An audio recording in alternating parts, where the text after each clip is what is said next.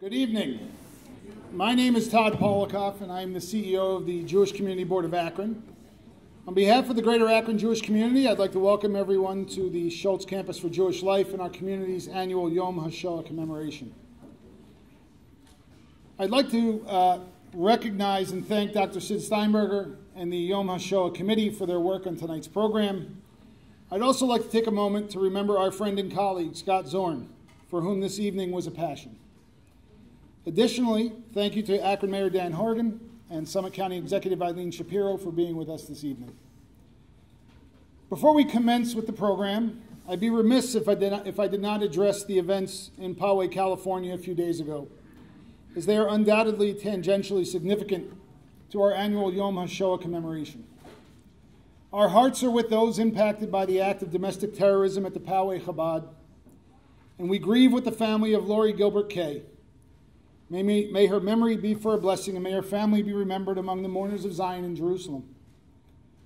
Ladies and gentlemen, we are here tonight to magnify the lives of those who perished, those who suffered, those who survived, and their families. We are also gathered here tonight to reaffirm that as a community, both Jewish and non, we will never forget the tragedies of the Holocaust. But in our world today, that seemingly is not enough. We, Jews and non-Jews alike, must also recommit that we will never forget the ignorance and hatred that brought about the Shoah. Sadly, we are living in times when white supremacy, hatred, bigotry, anti-Semitism in our country feel as apparent as at any other time in the modern history of our people. Let us make no mistake. Those who are bent on exterminating Jews and others in their houses of worship are as real as those who led pogroms against Jews in Russia, those who carried out Kristallnacht, and those who continue to spread anti-Semitic conspiracies and murderous plots. Again, we are here tonight to reflect upon those who perished, those who suffered, and those who survived. But we are also here to recommit to living our lives in honor and in the spirit of those whose lives were so brutally cut short by the Holocaust. As we begin tonight's program, let us remember that we, as a Jewish people, are directed to be a light unto nations. We cannot do that by hiding or shrinking from the problems or challenges that exist in our world today. We cannot do that by building taller fences or walls around our community. And we cannot do that by refusing to congregate in our synagogues, community centers, and houses of worship. The only way for us to vanquish the darkness that we see today is to project more light, to project more passion, and to project more humanity. That is how we honor those who perished at the hands of Nazi oppression. That is how we will honor Lori Gilbert Kay. And that is how we honor all others who have died at the hands of hatred and ignorance. Again, thank you for being here this evening. But let us never forget why we are here this evening. I'd like to welcome Rabbi Moshe Sasankin to the invocation.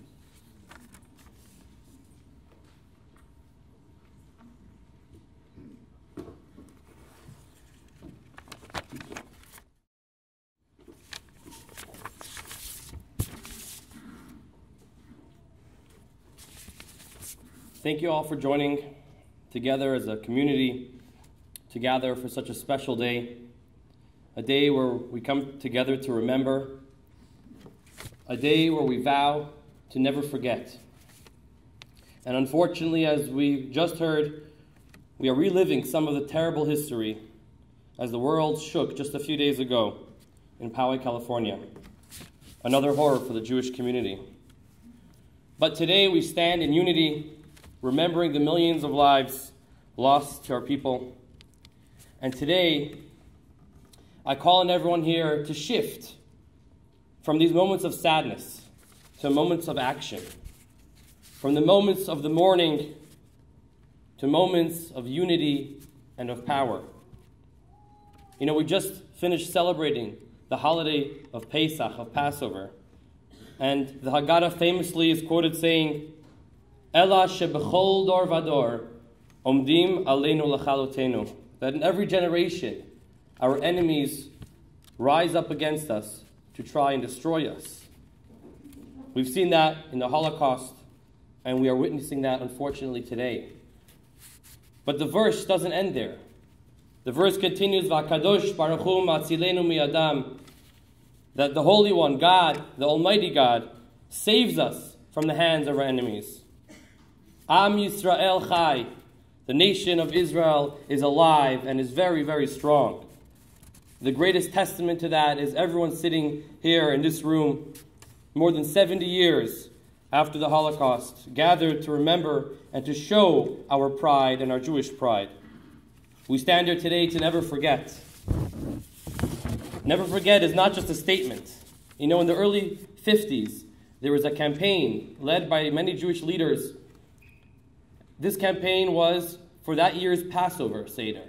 They asked that everyone have dedicated an empty chair to remember someone who was lost. And the leaders of this campaign approached the Lubavitcher Rebbe of blessed memory, Rabbi Menachem Schneerson, and they asked him to endorse this campaign for them. And the Rebbe refused. They said, how could you not endorse such an important campaign? To which the Rebbe wisely responded, when we fight terror and our enemies, we do so by standing strong and by doing more. We can't do that by having an empty chair. Bring an extra chair, but fill that up with someone else. Don't leave it empty. We want to fight terror. We want to fight the hate. Let's bring more people. Let's spread the love. Let's bring someone who may not have had an opportunity to celebrate. And let's bring them to the table. And let's share the passion and our passion with them as well. Let's have a full chair. This is how we fight our enemies. Never forget means to act today. So let us all pledge today to make an actual difference. Let us commit to teach and to spread acts of love and kindness. Let us commit to doing more mitzvahs and more kindness both for ourselves and for those around us. Let us truly make a difference and make the world a better place. May God give us the strength to stand strong in this special mission, to never forget. May Hashem end all the terrible hatred and lead us to the ultimate redemption, to a world of true peace and complete serenity. And may the souls of the victims be bound in the bond of everlasting and true life. Amen.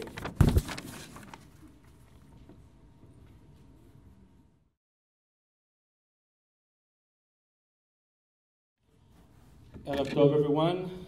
Good evening. My name is Morfe. I'm the Israeli Shaliach for Akron. Every year, we commemorate 8 days before Yom HaAtzmaut, Israel Independence Day, Yom HaShoah v'Hagvura, the Holocaust and Heroism Remembrance Day. Theoretically, every day in the calendar could be the Remembrance Day. All those years, there was not one single day that those horrible acts did not happen. However, there is a special meaning for this day to be just before the day we reestablished the Jewish state, our home in Israel. The day that came to our city today also came to Jerusalem, to Tel Aviv, and to my hometown, Rosh Hashanah. In its morning, the same morning, every year, 8 days before the Yom HaAtzmaut, the memorial siren was heard across the country, and people stood still, and people stood quietly. One precious moment to put everything aside, pay respect, and remember. Remember the victims. Remember the women, the men, and the children. Remember those who fought by the weapon or by keeping alive. Remember the Jewish people who suffer in Europe, North Africa, and Asia. Remember those who did not have the option to come back and do Aliyah to Israel. Remember those who are not with us today. Yehi Zichram Baruch. Please rise for hearing the siren.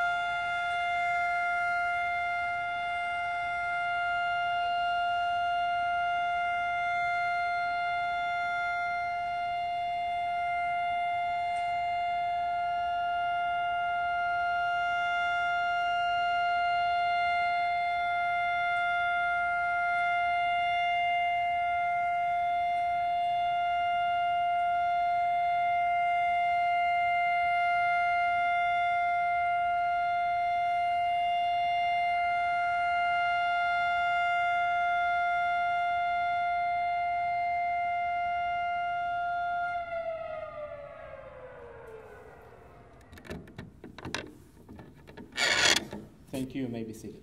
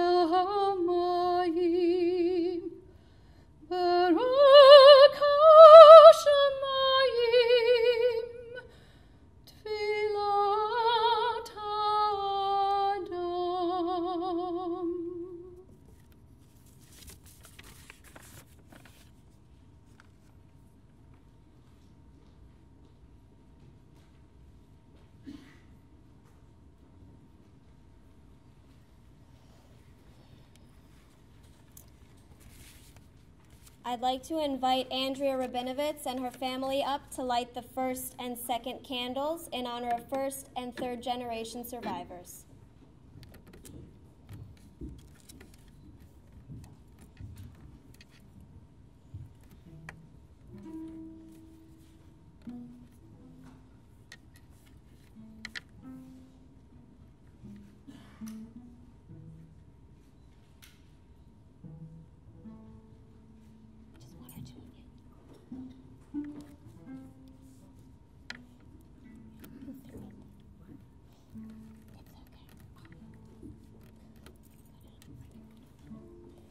In honor of second-generation survivors, I'd like to invite up Sam Reese, son of Lola and Herman Reese, survivors.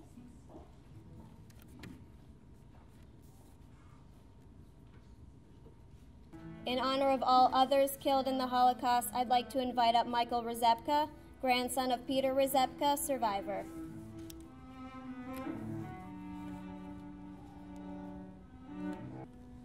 In honor of our righteous Gentiles who saved thousands of Jewish lives, I'd like to call forward Mayor Dan Horrigan and Summit County Executive Eileen Shapiro.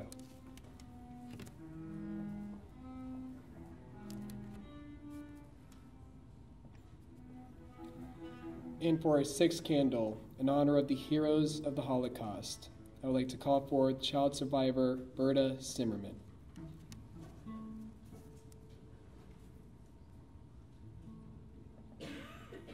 And for the lighting of the seventh candle, to remember that all genocides have happened around this world, I'd like to call forth Marty Oppenheimer, son of Doris and Siegfried Oppenheimer.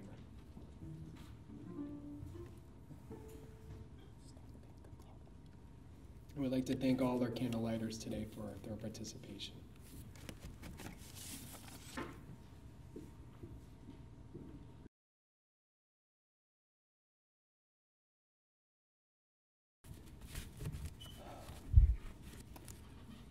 I'm quite pleased to be the chairman of the Yom HaShoah committee and welcome each of you here this evening.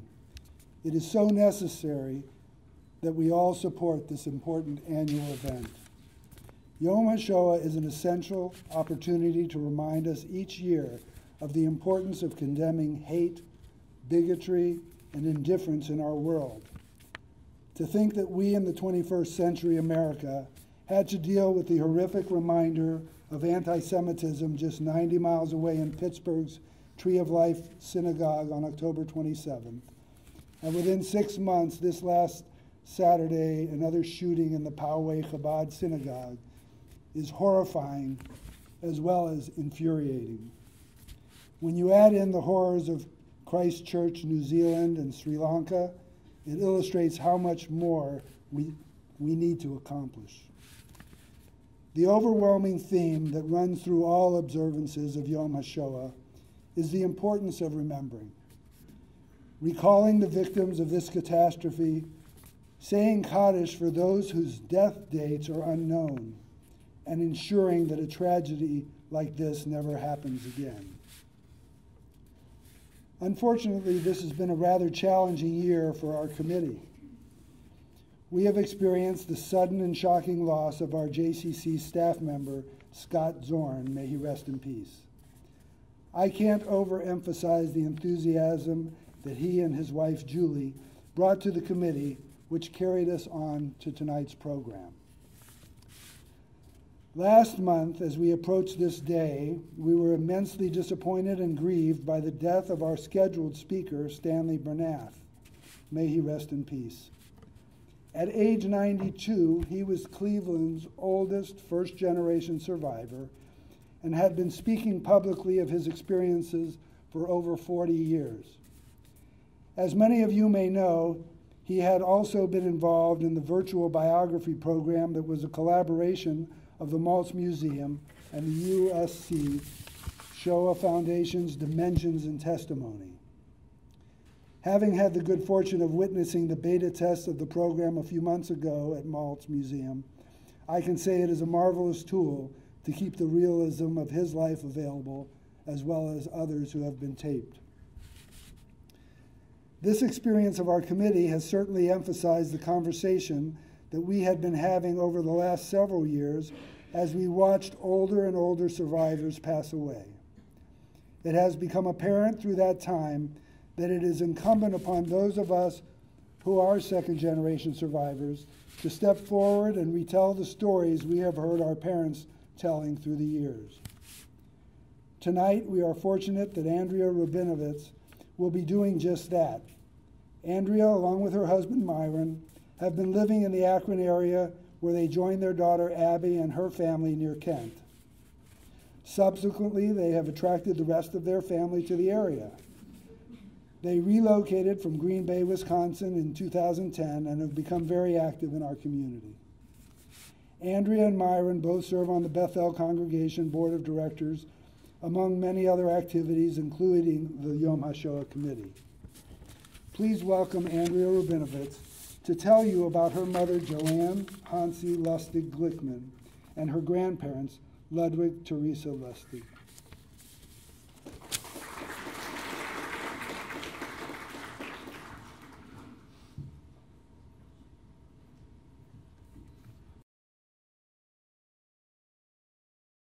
Shorter. Oops. Is this on? Oh, okay. It's an honor to be here tonight. I do want to acknowledge the memory of Stanley Bernath, who was scheduled to be our speaker until his recent passing. May his memory be for a blessing. What I know of his story and that of my mother's, and will share with you tonight, is that they are both survivors, but in very different ways. The label survivor was one my mother struggled with. She often felt that because she wasn't in a camp or wasn't in hiding, that somehow that made her less of a survivor. I'd like to share with you a little bit of that in her own words. First of all, let me tell you my feelings about being called a survivor. For many years, probably till the late 70s or early 80s, I questioned whether I really could call myself a survivor. After all, I did not spend time in one of the camps in Germany. I did not experience firsthand the final solution. It wasn't until I heard a TV report of a speaker at a Kristallnacht service in southern Wisconsin. He too had apparently questioned the term survivor. And his comment was, "Of course I am a survivor, or I would not be here today." So in that same spirit, I feel that I am. As I get into my mother's story, I am always struck by how both good timing and how these little interventions of others, of often righteous Gentiles, help set the course for how I'm standing here in front of you today. But to start, we have to go back to 1883, when her grandfather, the son of a wealthy German family, decided to go have an adventure in America. He spent 5 years in the U.S., became an American citizen, making connections with family in a small Midwest town. This will become important later on. He went back to Germany in 1888 and reinstated his German citizenship. In 1899, he married Lotte Kahn, and they owned a department store in Munich. They had 4 children, Erwin, Fanny, Alfred, and my grandmother, Teresa. Teresa married Ludwig Lustig in 1925 and lived in Augsburg, Germany. My mother was born in 1928 and was 5 when Hitler came to power. She always recounted vivid memories of her time as a young child in the days when the Nuremberg laws were just starting to take root. She remembers not being able to go to the park for fear of the Hitler Youth, or to the movie theater where her favorite story Heidi was playing. She attended a Catholic school by request of her father for 1st and 2nd grade, but for 3rd grade went to a Jewish school set up by the synagogue. She also knew loss early on. Her uncle Erwin, her mother's favorite brother, was arrested for living with a non-Jewish woman, was taken to the newly opened Dachau concentration camp, and was shot after stepping on the grass to avoid the guards shooting at his feet. He later died in the hospital. His father was sent the bill. He was 33 years old. At that time, you could not emigrate to America without a visa, and to get a visa, you needed a sponsor who could vouch for your character and assure the U.S. government that you would be a productive contributor to society. Remember how I told you that my great-grandfather had made connections in that small Midwest town? Well, my grandparents reached out to them and asked for their help and sponsorship in May 1938. And the first of many of these interventions I mentioned, it turns out that the family had recently moved, so the postman, rather than sending the letter back, knew the family and knew where they moved to, so made sure they received the letter. Even so, the family didn't do anything for quite a while, until a lawyer who worked with Hayes reached out to them in the second of those interventions and said, "If you don't do anything, they will die." It turns out that this lawyer was a friend of my husband's family in Sheboygan.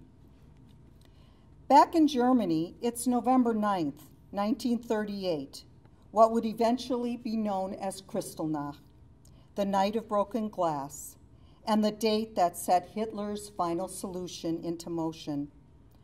My grandparents were at their weekly English lesson. My mother, who was 10, wasn't feeling good and was home alone when the Gestapo began banging on the door looking for her father. Being a good girl who followed her parents' directions, she did not open the door to strangers or give any indication that she was home. They eventually left. Later, when her mother got home, she found out that her father had been arrested and taken to Dachau, where he would be for a month. He never spoke about his experience there, but what we do know is that the commander of Dachau knew that a number of the men who had been brought there had been soldiers in World War I and told the prisoners that they should get their families and get out. When he returned home, he worked harder to get the paperwork done. By this time, the family in America had agreed to sponsor my mother and grandparents. They began actively planning to leave, so when their visas came through, they were ready to go. Here was my mother's recollection of that process. Our belongings, linens, dishes, clothing, bedding, pictures, keepsakes, all the things which a household accumulates over the years, had been packed into large wooden containers. I remember the packing crew, supervised by a member of the Gestapo, to make sure nothing was packed which was forbidden for Jews to have or to take out of the country. One of the items packed was an electric coffee pot. Prior to the day of packing, my father had taken all the electrical guts out of the pot and filled it with well-wrapped jewelry and other valuables, which my parents had been able to hide during previous demands to turn over jewelry other than wedding rings and cheap watches. The Gestapo officer even asked my father if he knew that America used a different current for appliances. My father told him that he knew a little bit about electricity and will be able to fix the pot in the United States. Unfortunately, that opportunity never came about because the harbor in Rotterdam, Holland, was bombed before we could send for these containers. Somewhere on the ocean floor of Rotterdam Harbor, there is a coffee pot with a lot of valuable items. I wonder if divers will someday find it and wonder why the pot won't make coffee. My mother often bemoaned the loss of her beloved gold bracelet. They were supposed to have left Germany on September 1st, 1939. About 5 days before then, my great-grandfather came home from a shopping trip and let them know that he saw a mass of troops at the train station, so advised my grandparents and my mother to leave immediately. They all knew this could be the last time they might see each other. With nothing but a suitcase and $5 each, they departed on August 26, 1939, leaving behind my great-grandparents, my great-aunt, and her young son. Their route to America was to go through Holland to England, where they'd sail to America. The Dutch border official questioned the fact that they only had a crossing pass for Holland and a one-day pass in England, and sailing date was 5 days away.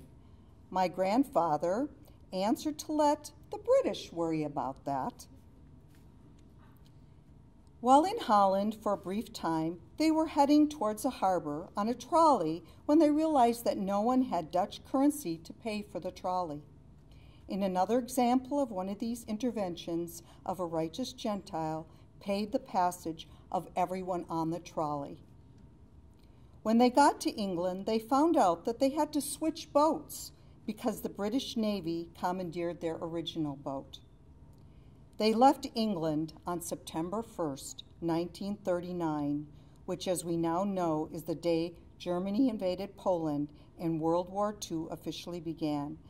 It's probably not an understatement to say they were the last boat out. They were supposed to leave at 7 p.m., but they left at 9 p.m. because they were still painting the ship gray. There was a concern that the ship could be a target for German U-boats. The captain ended up taking a different route in order to avoid the German U-boats and ignored an SOS call from a ship that had been hit in order to protect his passengers. They arrived in America on September 13, 1939, Erev Rosh Hashanah. They stayed in New York for 4 weeks, working as domestics, until finally they took a Greyhound bus to Appleton, Wisconsin, to meet their sponsors and get settled in their new home. While their lives were out of danger, their struggles and challenges were by no means over. The language and cultural barriers would eventually be overcome. As my grandfather would say, "We are in America now, we must adapt." He even asked my mother to correct his English. In order to fit in, they made a major decision to change their names. My grandfather went from Ludwig to Louis, and my mother went from Hansi to Joanne. Think about your name, what it represents, and how it defines you and your experiences. Now imagine changing it to assimilate to a new culture and country, and what that says about your past. Does the person you were cease to exist? When my mother came to terms with using the term survivor to describe herself, it was her name change that represented among her biggest sense of loss. And this is in her own words, and I'm hoping I can get through this. What is in a name? How much of our name is a part of ourselves? Where's that girl child named Hansi? I am separated from her by over 60 years. She is a part of my memory, but I am not sure how much she is a part of me. Thinking about her is like thinking about someone who has long vanished. Perhaps she is what did not survive the Holocaust. She needs to be remembered. This is why I ask that when I die, the following inscription be made on my tombstone: Joanne Hansi Lustig Glickman. I often wonder how it would have been different, if I would have become a different person if my name had remained Hansi. When it came to school, her initial transition was difficult. The language barrier was a challenge until a teacher decided to teach her English through math. My mother would recall this by saying, after all, 1 + 1 is 2, no matter what the language. But after a year, there was barely a hint of an accent when she spoke, so much so that her teacher actually didn't believe her when she said she came to America on a boat and demanded a conference with my grandparents. And their accents were very thick. In many ways, my mother settled into life in America with ease, but there was still family left behind in Germany. For years, they exchanged letters, which, despite the conditions in Germany, were still filled with hope and unquestionably questioning belief in God. I'm going to read you an excerpt of one of the letters dated October 2nd, 1941. This is from my mother's grandparents. Today I can acknowledge your letter from September 28, which you wrote at the beginning of the holy days, and can also say that the apartment situation is finished, and the only change on the address is instead of left, now right. What comes next, that we cannot say now. Only God knows. Our benefactors, the Cowmans, moved to the Goth Street for now. They believe that in a short time they will go forth. This separation is for us a great loss. We have had to comply already in so many things, and will overcome this also, whatever God wills and is destined for us. Today we want to congratulate you on your birthday, dear daughter, and may the lucky star continue to shine on you and your husband and daughter. Accept our dearest wishes for happiness and blessings, and in thoughts, a hearty birthday kiss from your parents. Instead of being able to send you a birthday present, we do it the other way around, and your promise that you, with dear Louis, will move heaven and earth to secure a future for your sister and child there. We are fully and completely aware of the picture that this is not only difficult, but very difficult. However, something will and must happen. Mother and I gladly deny ourselves everything. We will lay our tired heads wherever God determines it. But this wish from our heart, your parents would like you to see you fulfill. The letters also provided hidden clues about what was going on in order to avoid the censors who were reading every piece of incoming and outgoing mail.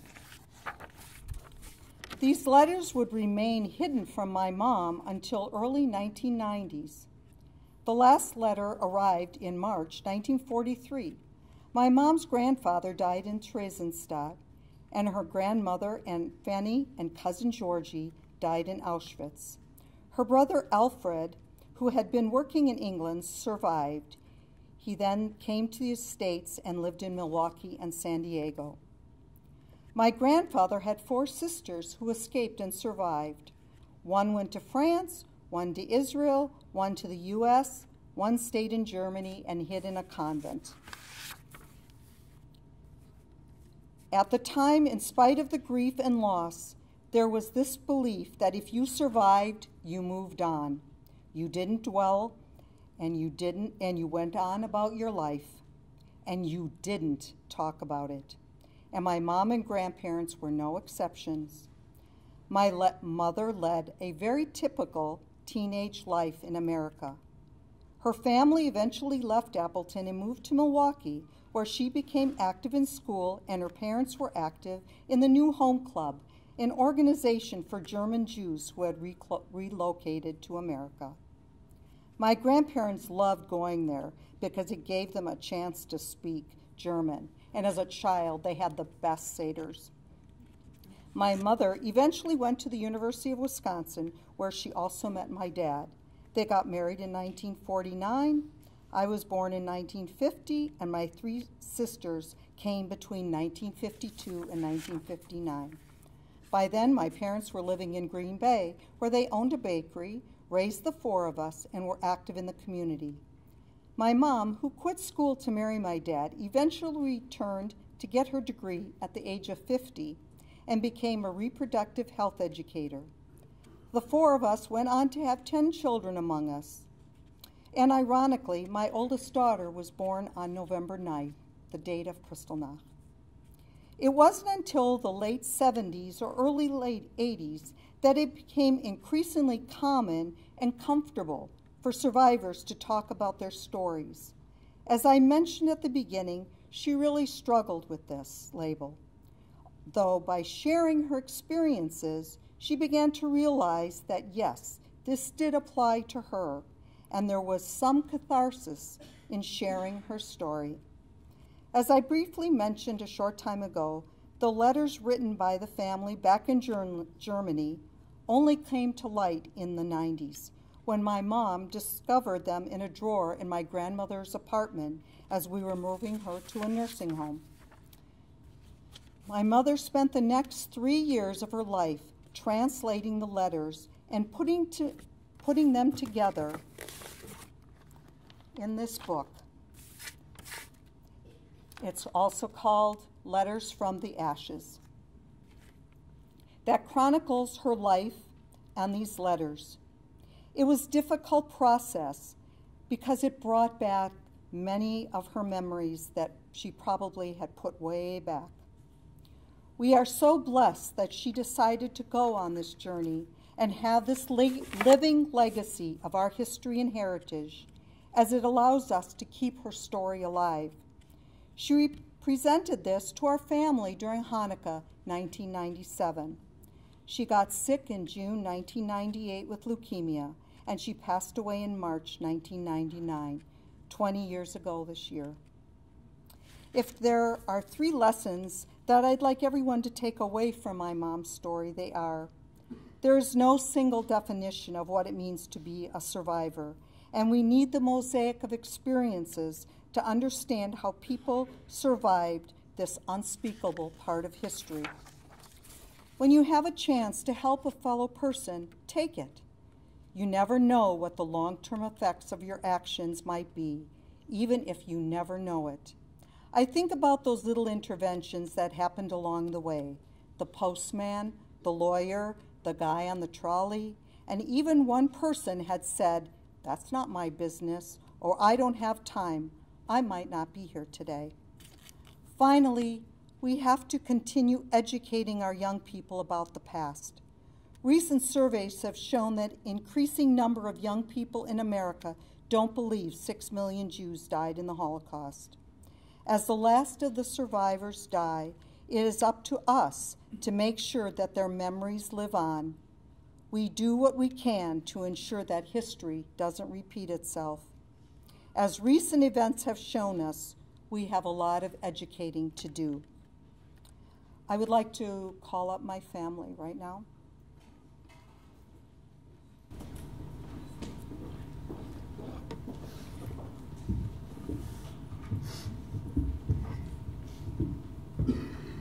my oldest daughter Molly, whose husband and son are at home, David and Benjamin, my daughter Abby, my granddaughter Grace, and Abby's husband Jeremy is out of town right now, my daughter Eden, and my beloved husband Myron.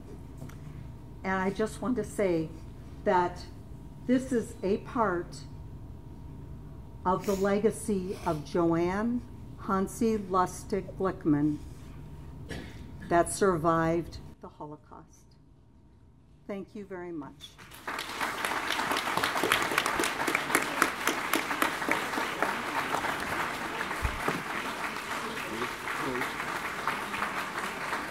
If there are any questions, I'd be glad to, if anyone had any.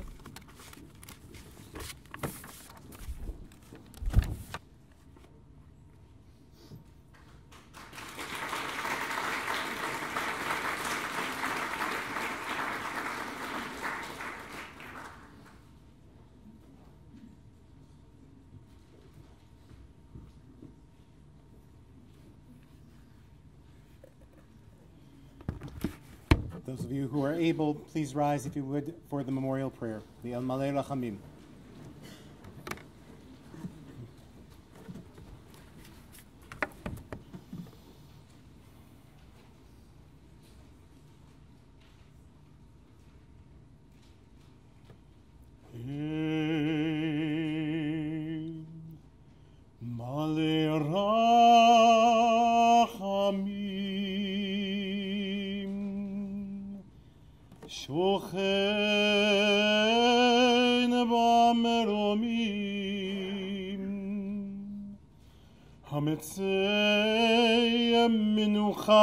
נכונה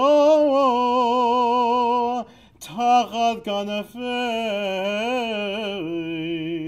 השכינה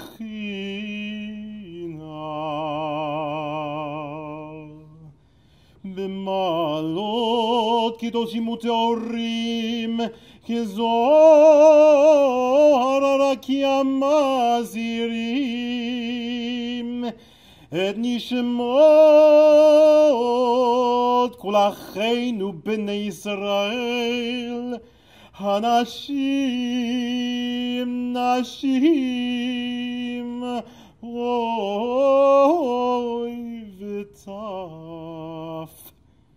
שנטבחו ושנחנקו ושנשרפו ושנהרגו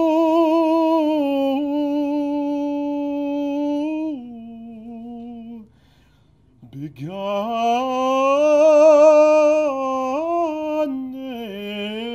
עדן, בגן עדן, תהי מנוחתם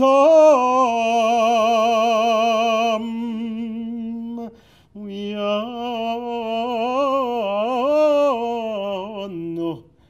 בעל הרחמים הסירי בסדר כנפיך לעולמים וצרור בצרור החיים, החיים את נשמותיהם אדוני ונחלתם וינוחו בשלום.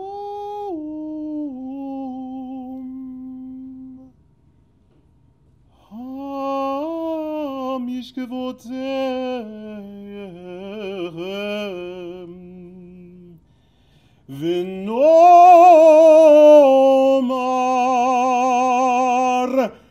Amen.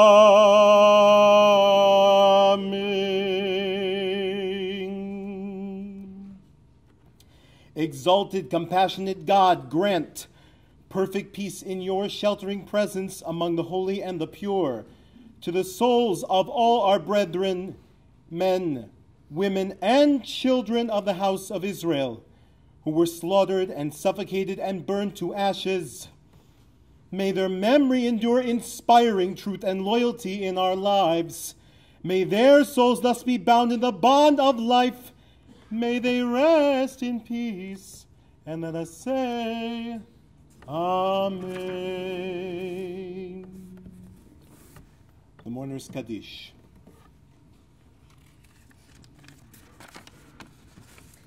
As we sanctify God's name with the words of the Kaddish, we recognize that every person's life, even when cut short by hate, brings a spark of holiness to the world that can never be extinguished.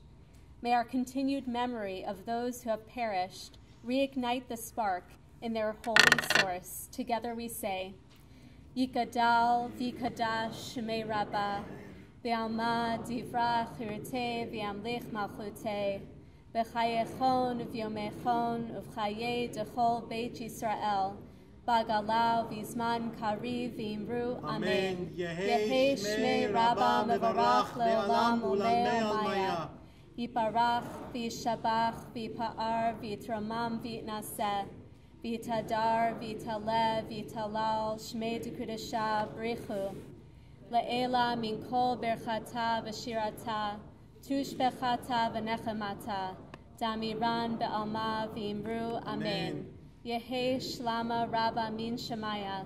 V'chaim aleinu ve'al kol Yisrael v'imru Amen. Oseh shalom b'mromav. Hu ya'aseh shalom. Aleinu ve'al kol Yisrael v'imru Amen. Amen.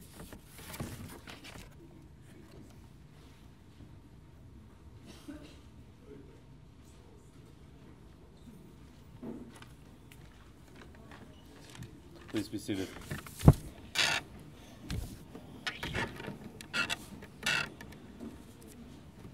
A Jewish leader once asked, "How many Jewish people live here in our community? How many belong to a synagogue? How many Jewish people are there on this earth now, and how many are there yet to be? How many have already lived their lives? What's the number?" the leader asked. "And is it important? What does 6 million mean?" You know that number is incorrect. It really wasn't 6 million. It was 6,000,001. Who could comprehend 6 million? But one. Focus on the one, she said. Who was that one? This week, that one was Lori Gilbert Kay. It does not matter that she was only one. In Jewish tradition, one equals the whole world. Shema Yisrael Adonai Eloheinu Adonai Echad, we say. God, in fact, is one. We are one. One of my favorite Jewish musicians, Billy Jonas, has a song where he explains what he calls the new math. 1 + 1 equals 1, he says. The Shoah is not about 6 million. The Shoah is about the one mother that we lost, the one brother who never became an uncle, the one sister who never became a mother. 1 + 1, 6 million times. It still need only equal 1. When we lose one person, that is enough. And when we gain one person, that is a whole world. How many Jews live in Akron? It is a universe. How many are in our synagogues? Our JCC, the Lippman School? A lot, we might say. Or perhaps we might say, there is one, and isn't that enough for us to care? Adonai Echad, Adonai, who is one. As we remember the ones we lost tonight, we count on the ones who are here to continue to be a reminder of your presence and our partners in fighting hate and bringing peace, as we say, Amen.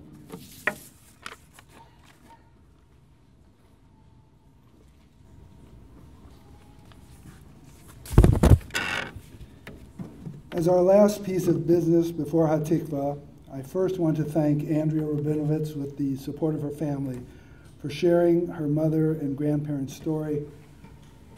I have to reach under where I hid these.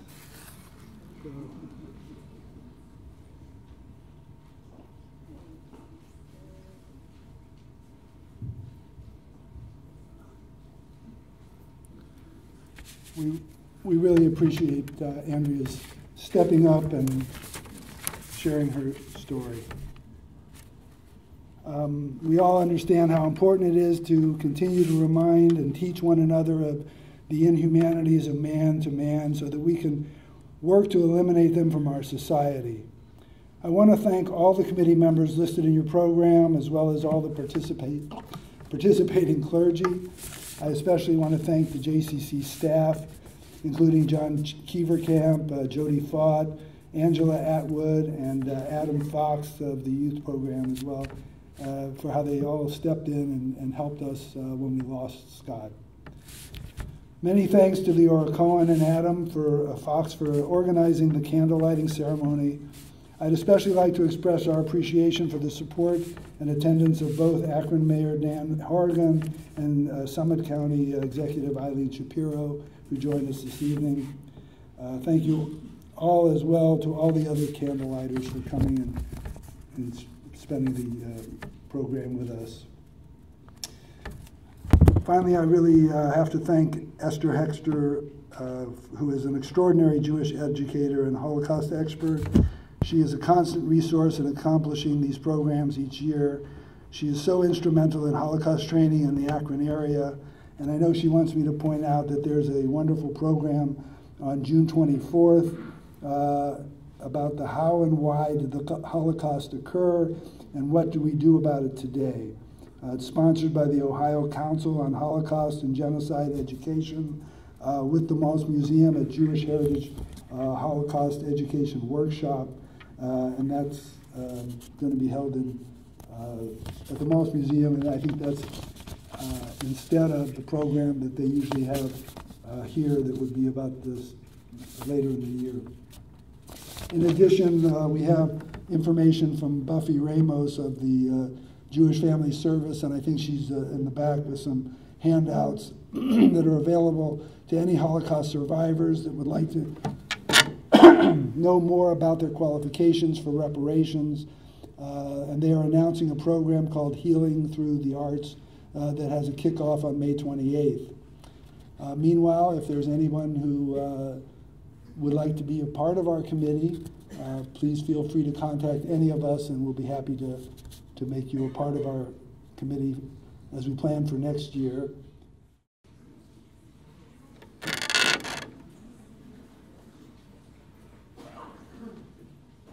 Please join me.